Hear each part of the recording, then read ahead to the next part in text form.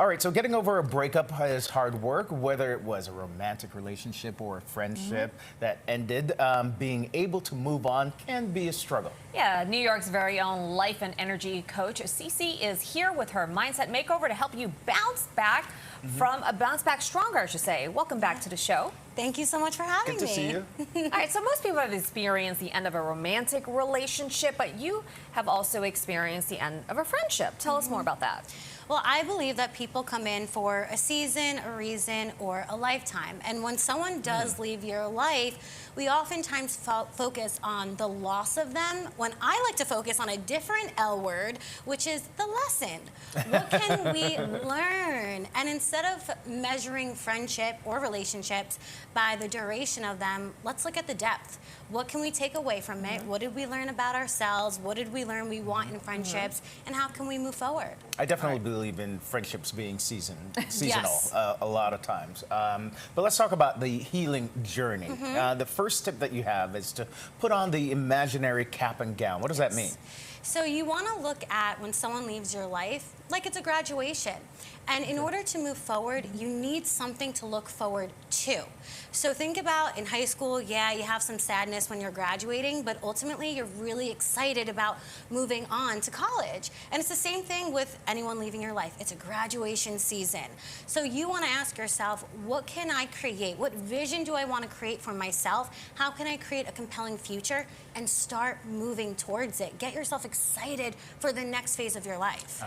This is an important part of this to discuss, which is how do you avoid seeing the relationship as a failure or a reflection of yourself, especially if it is the other person who called it quits? Well, we have to remember season, reason, lifetime. I'm constantly Reason, lifetime. Yes, constantly telling myself that, because when someone leaves, they're leaving you with something. They're leaving you with space to create yourself in, to go back home to yourself. And ultimately, we came into this world alone. We're going to leave it alone. How can we reconnect to the person we incarnated as? All right, so when we get dumped in the meantime, as some of us often do, how does that impact the process of moving forward, and what can we do a little bit differently, you would say? So we have to remember that everything in this universe is energy. I'm energy, you're energy. When we fall out of alignment with someone, they're leaving our life. And I love the quote, you either let go or be dragged. They're leaving. You can cry, beg, scream. I've tried it all. Does not work. So they're leaving whether you like it or not. So you can lower the volume of love you have for them, because it's hard, but raise the amount of volume you have of love for yourself.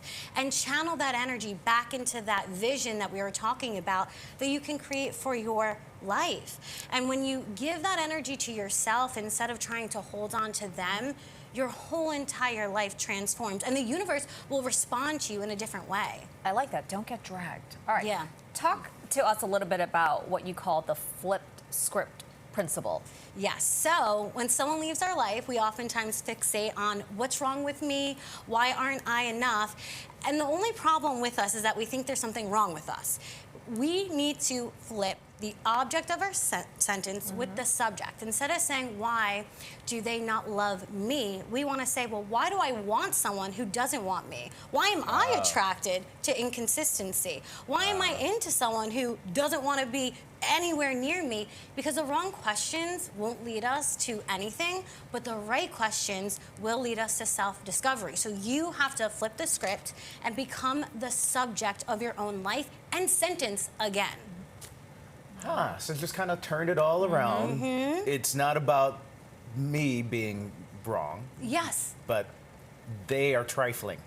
Maybe you're just not, you might just not be in alignment with them. So Okay. instead of saying there's something wrong with them or there's something wrong with me, we want to just ask questions that lead to self-discovery. Well, why am I even attracted to that? What about that makes me want to go closer to them? To me, it gives me the ick. It's a jump scare. We And the don't want perfect that. way is to ghost people also, right? I wouldn't say that. Let's say that. Let's be honest, right?